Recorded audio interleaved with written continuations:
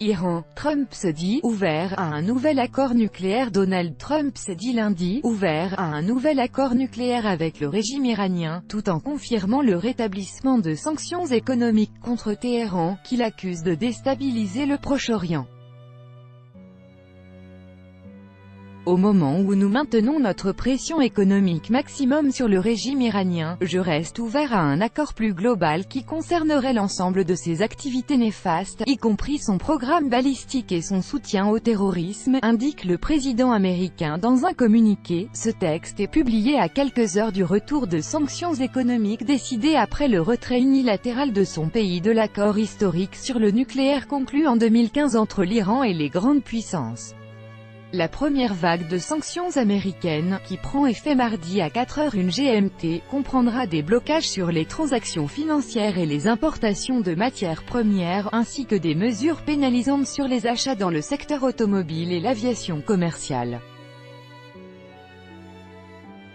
Elle sera suivie, en novembre, de mesures affectant le secteur pétrolier et gazier ainsi que la Banque centrale.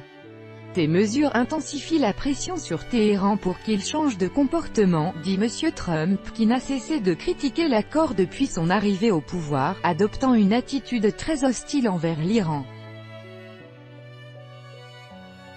Trump et l'Iran. Copyright AFP, Gal-Roma. Les entreprises qui contourneraient ces sanctions risquent de graves conséquences, prévient-il.